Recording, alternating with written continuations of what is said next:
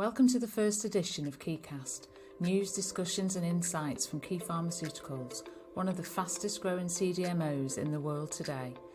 In today's programme, Dr. Ivan Langan and Michael Kruidenier share a discussion on Quay's heritage, what sets them apart and their unique position in live biotherapeutics. Okay, good morning Michael, how are we? Good morning, Ivan. I'm very well. Even under these circumstances, working from home. I know, strange. I've got to ask you, Michael. So, as we said, just to open up the conversation, really, just a light-hearted bit of banter between the pair of us. Can you tell me a little bit about yourself?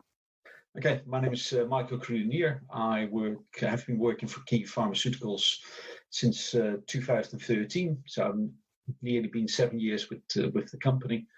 I head up global business development for live biotherapeutic projects, and I belong to the 15% of the company with no scientific background, although it's quite underestimate of myself because I've been in the industry for nearly 30 odd years. So that's me. Brilliant. Ivan, got the same question for you. Who are you? Well, so I'm a chemist originally, organic synthetic chemist. Started off life in R&D, moved through production over the years when there was still large production manufacturing going on in API in the UK. And then found my way into clinical trials where I spent 10 years as a project manager running global and regional clinical trials.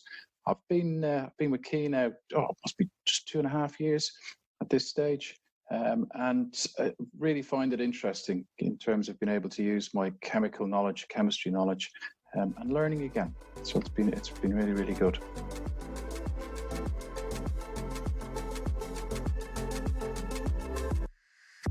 Okay, Ivan, can you tell me what is so unique about Quay Pharmaceuticals?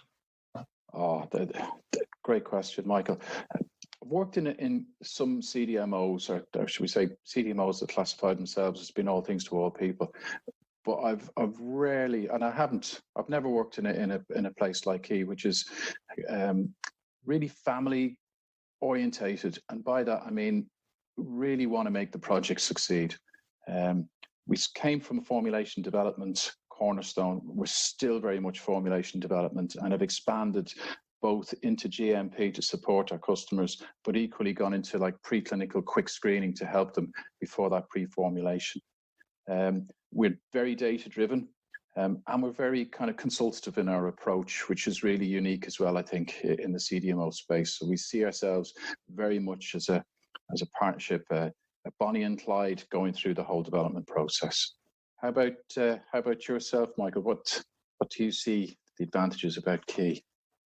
The advantage about Quay is that if you would pick up the phone as a client, 85% of the people at Quay are scientists. I said it before in the introduction of myself, but it's so important that what we do is scientifically sound, but also has a commercial awareness touch. So if you look at the organization and structure, we got 3 professors at the top: Mike Rubenstein, John Collett, and Larry Gifford. Mike and John are both formulation scientists, Larry Gifford analytical, because our expertise is world renowned when it comes to formulation development. And Quay has done an awful lot of new compound entities, which weren't the easiest projects to handle, but we did.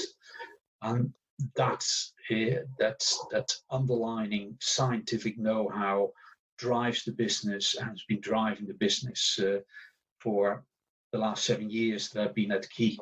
And the reputation starts to grow and grow and grow. As you said before, Ivan, as well, it's family owned, which is, we have no responsibilities to shareholders and other people. The company constantly invests their money into the company to grow and grab other opportunities. And it's nice to see an organization going from preclinical all the way through to commercial manufacturing, being so strong in formulation and development, which leads in delivering greater products and services in clinical manufacturing and clinical trial supplies. With preclinical coming on board almost a year and a half ago, it has given Quay another string in their bow to basically keep on helping clients. We still have the small to medium enterprise attitude, and that helps our clients because that gives us flexibility. And as I constantly say, it's easier to turn a rowing boat around than the Titanic. That is my point of view of what makes Quay so unique. I think you make a very good point too, Michael, because we're family owned.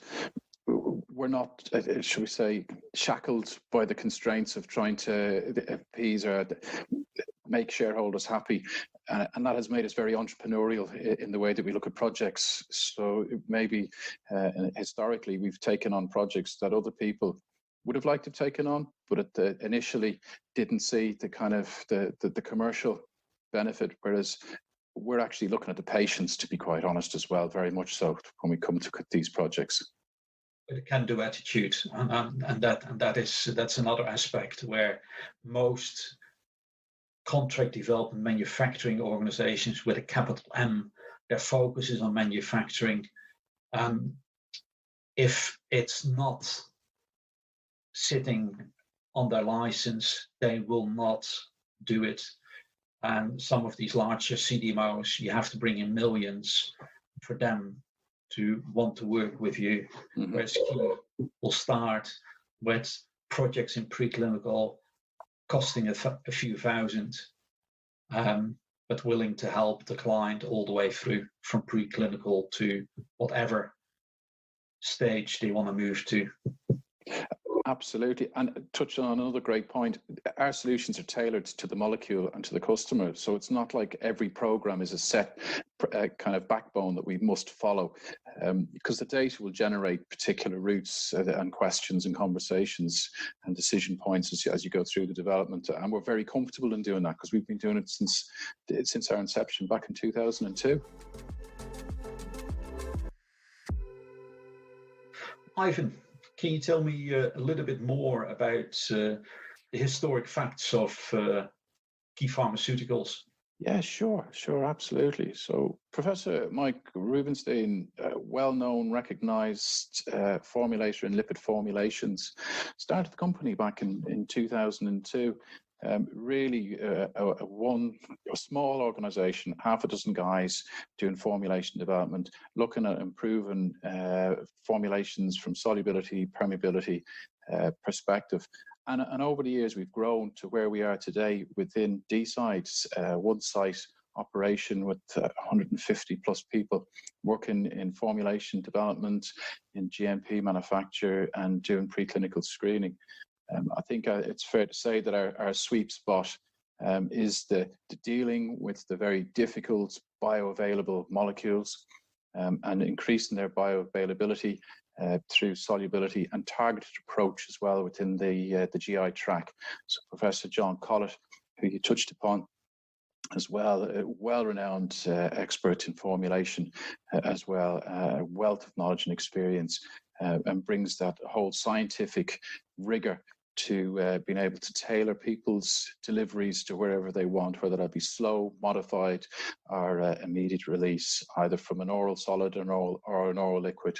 And indeed, we've looked at other exotics as well, so phase transfer type stuff as well. So similarly, though, Michael, I mean, it'd be interesting to hear how we managed to find our way into the live biotherapeutic field as well. Okay, very good question, Ivan.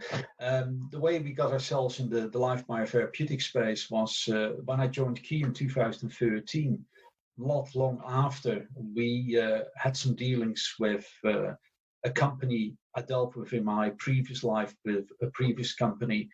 And I then was exposed to the microbiome space, And this company came to Quay because of the previous relationship I had with their head of quality, because they couldn't find anybody else in the world or Europe to help them with their issue of somebody able to make microbiome of bacteria put bacteria into capsule.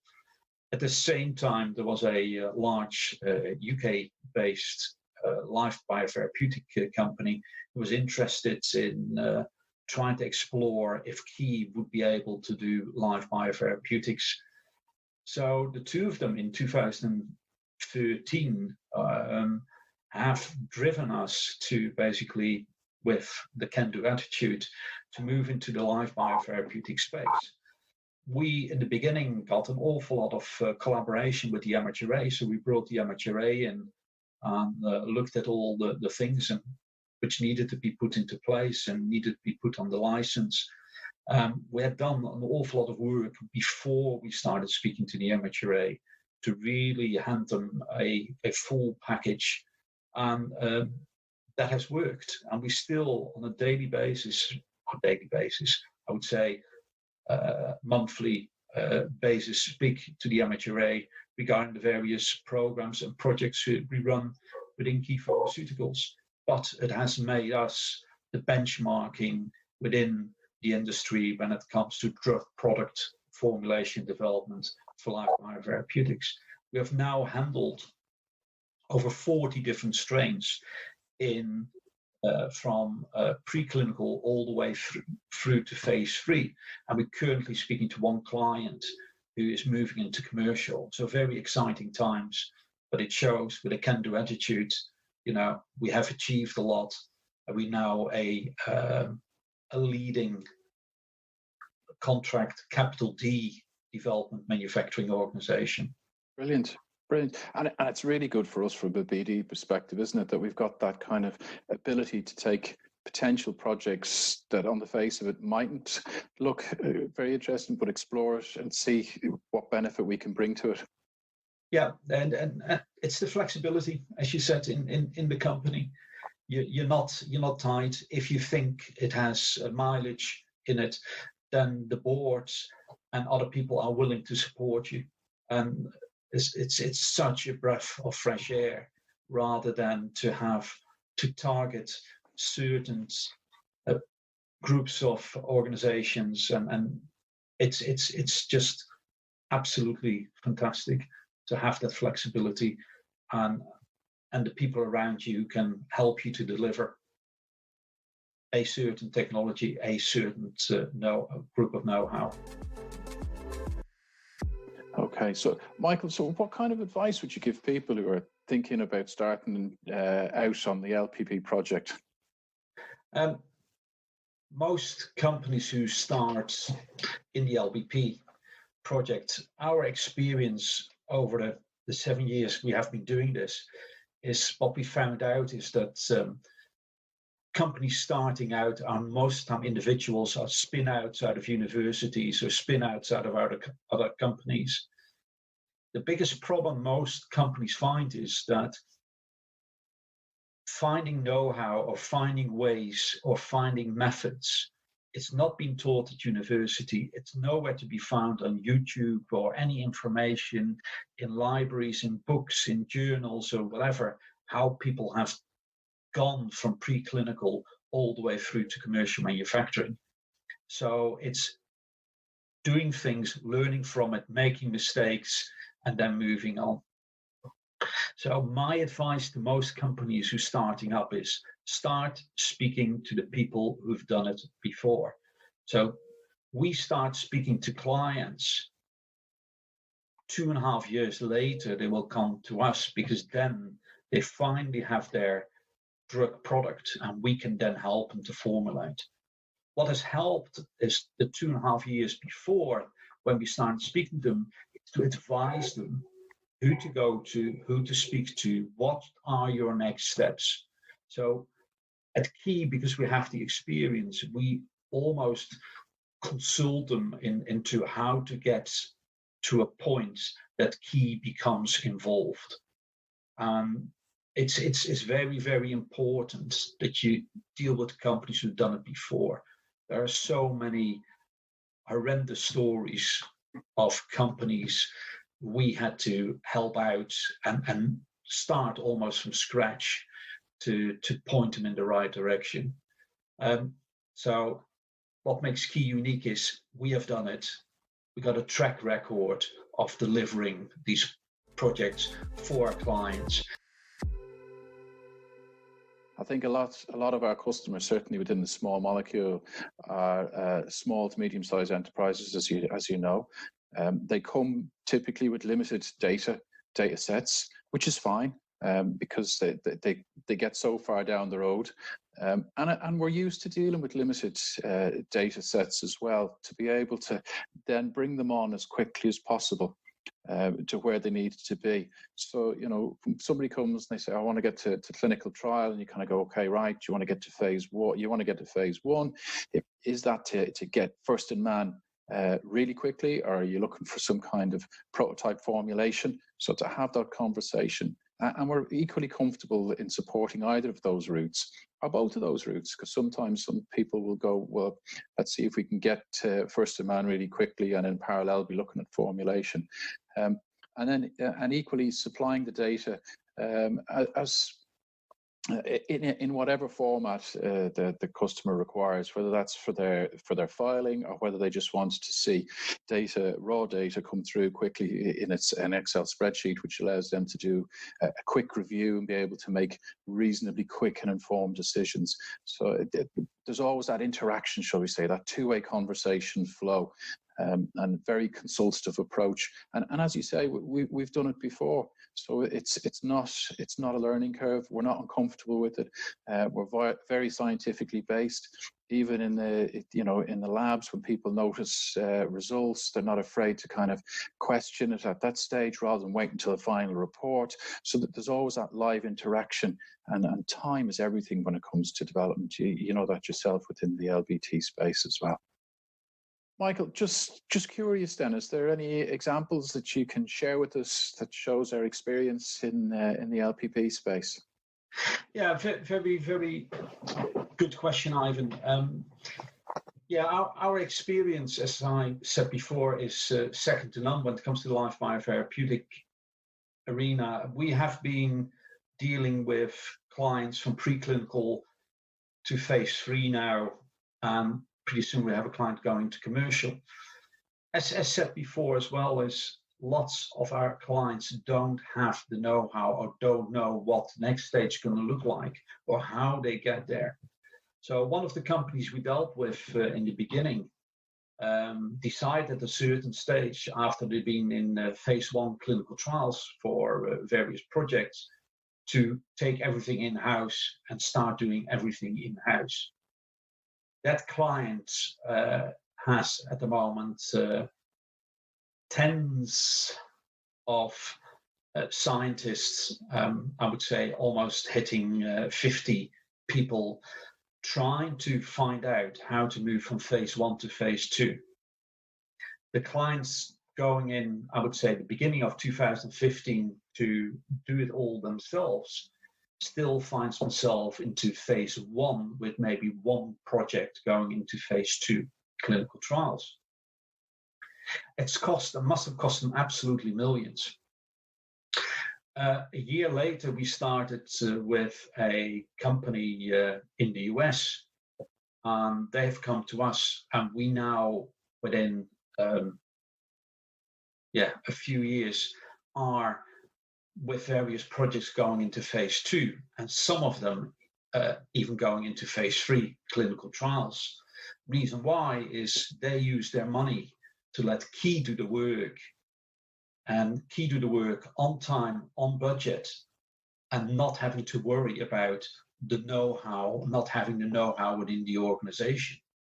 Although they are constantly educated what the next steps are and how we sometimes do things, not in great detail, but as a very much better understanding. So speaking to the company who's done it before has enormous benefits to companies starting off in this industry.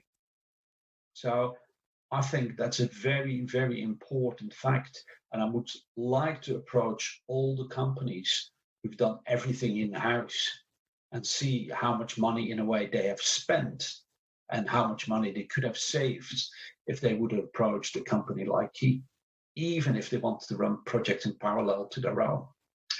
But saying that, Ivan, can you give me an interesting case study from your perspective? Yeah. I mean, Limpaz is the one that comes to mind. Really, it was one of our early projects. We were approached by the company at the time that said they had this compound which was brilliant, but effectively brick dust, so really poor bioavailability. Just couldn't get it into the body, and it really was last chance saloon. And they said, look, have a look and see what you can do. So our scientists had a look at it. They developed a double lipid formulation, which improved its solubility and release brilliantly. That compound, that formulation, ultimately was then sold on to Big Pharma, who took it on and have put it through and into commercialized it with their initial formulation. Absolutely brilliant. And those people then who have received the medication, from what I understand, have reaped the benefits tremendously as a result of it. So I think that's one of the kind of success stories from where we've been given brick dust, as it's known within the industry, and have turned it into a formidable medication to the benefit of the patients.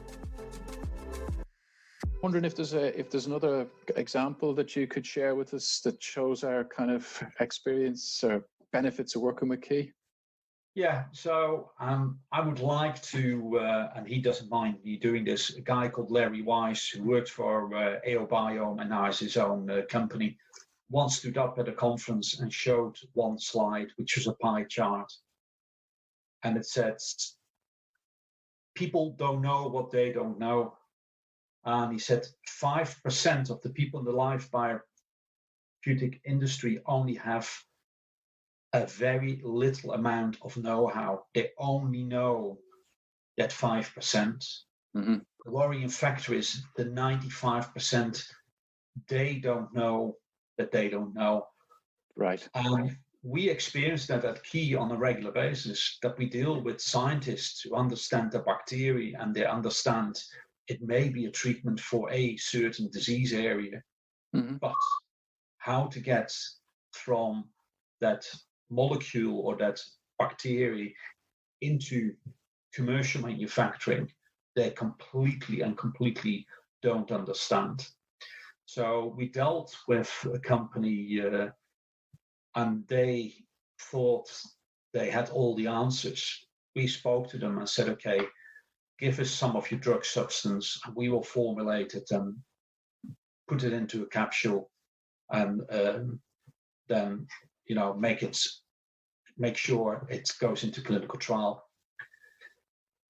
They followed that same process and decided to go with a CDMO, never dealt with live biotherapeutics, and they took the live bacteria and stuck it into a Xelodose piece of equipment, which has a hopper and capsules at the bottom, and it fills the capsule. Mm-hmm. Most bacteria are oxygen or moist sensitive, and some have even further requirements. So therefore, to stick it in a hopper in a Xelodose machine, filling capsules in that way, and they filled their first clinical trial because all the bacteria were dead before they even were put into human beings. So the cost of that to the clients probably is in close to, I would say, £300,000 of wasted money, wasted time. And they then came back to us and asked us what to do. And they realized that the know-how they had wasn't sufficient enough to take the project through. And we started working with them. And they've gone now into phase 1 clinical trial, and they've been successful with their phase 1 clinical trial. It's that thing. It's the not knowing bit. So therefore, when you start off as a company, come and talk to us. We're willing to consult you. We're willing to help you. because we want to be the company who receives your drug substance and basically take that product all the way through to clinical manufacturing, phase 1, phase 2, phase 3, and even commercial manufacturing. So therefore, I would say it's the not knowing what you don't know, which could be a frightening aspect. But speak to people and you will live and learn and probably save yourself an awful lot of money and embarrassment. And time too, Michael. That's the other, isn't it? So is there another example you can think of, or case study you can think of, Ivan, of what Quay has done which made such an impact? Yeah, there's another one that comes to mind, and this is where the NYBC Gates Foundation put out a worldwide request looking for support in, I suppose, a system for preventing HIV. So they were essentially looking for a fast-acting microbiocide. They wanted it to be a low-cost treatment and non-irritant as well. And we were fortunate enough to get the opportunity to work on it. And we did develop a product, which was a passerie. It formed its gel requirements within, under 2 minutes, which was absolutely brilliant, and ultimately exceeded the customer's requirements due to the sensitive nature, shall we say, of how this formulation was going to be used. It also needed to be undetectable, which we also built into the formulation, and gave IP to the overall formulation, and ultimately success as well, because it was being used and has been used in sub-Saharan Africa to prevent the spread of AIDS and HIV. So another, I think, excellent example of how we look at what the end goal is and what we can bring to it, and work methodically through it all with the help and aid of the sponsor. So another example, I think, of our innovation and thinking outside the box. So Ivan, yeah, what I would like to understand is, we have a can-do attitude within Quay. What can we do, and what's the impact on the clients? The way I look at it, honestly, Mike, is that we're so open-minded that our initial thought process is, yeah, we can do it. And that's really how we've grown, isn't it? Because you think about it, we started off in formulation development, small scale, working on the bench. And over time, we've grown our capabilities so that we're now able to quite comfortably go to phase 3 scale, up to 40 kilos, clinical batch manufacture, on oral dosage, whether it be small or whether it be liquid formulations. And I think that shows how we've grown organically as well, because you made a really good point previously as well, where we've kind of grown with our customers. So as the customer has progressed and their projects have progressed, we've equally kind of looked at it to see how we can support them as well. So we've got as much skin in the game as they have in terms of their particular projects. It's not just a kind of seen as a contractual agreement between two parties. It really is a joint journey, isn't it? And you've seen that since you've been with Quay, probably more so than anybody. Yeah, you're absolutely right, Ivan. It's the can-do attitudes, but also willing to invest in the client. The other thing as well is we can work with any client with any technology the client wants to work with. And we, for instance, see it in the live biotherapeutic space.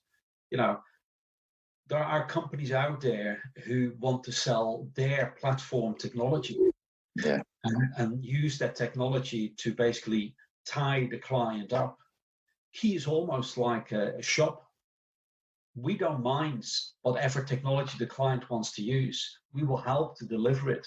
But because we have no platform technologies, we can advise the clients from a commercial and long-term investment that, there are other technologies out there. And I've seen it with the small and even the large molecule section. Because we have an IP-free model, clients are more likely to work with us because we can help them, we can advise them. It's not to suit our needs, it's to help them to get to a commercial and marketable product. That's a really good point, because we've got that refreshment that we can look at the whole spectrum of technology, because we're not just trying to fit a solution into one particular route. Yeah, and it really broad horizon from first principles as well, isn't it? When you're looking at the molecules. And it gives the clients, and that's what we see when they come on site, really, when they meet the know-how, when they meet the people who are going to deliver their projects, that we don't follow a process. We have that innovation to basically deliver a project in what we see fits, in what we see gives the client the biggest benefits from a commercial and marketable perspective. Although we may be in the preclinical stage, they have and should have the confidence to come to Quay and let Quay handle their projects. And I think that makes Quay a unique organization as well, on top of all the other points we have been talking about. It's I see it in live biotherapeutics, but also see it in small molecules and also large molecules. That Quay constantly is bringing innovation and know-how to these projects, and we become a good partnership with our small to medium enterprises. And you're absolutely right. We're not afraid to dare I say, discuss the pros and cons of certain approaches, with customers, to help them have that kind of informed decision-making process during the whole development project. Yeah, totally. And we're not afraid to share the experiences that we've had previously to kind of help them get through the whole kind of development spectrum quicker, if that's possible, which is brilliant, because it's, as you say, it's not a defined stepwise process that we've got to follow. Every project follows exactly the same way.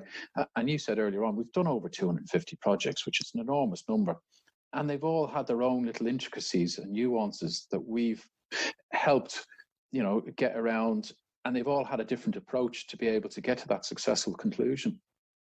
No projects we have done is almost the same, and that is just a lovely situation to be in, and for scientists with a commercial awareness in our organization, it's fantastic. It is. Although I think we sometimes wish we could redevelop the aspirin or something very simple to do.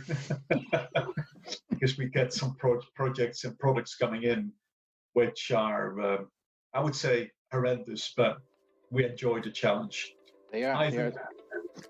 I would like to thank you for your time. And, likewise, like always great to chat. Again. Yeah, will do, definitely. Thank you. Cheers.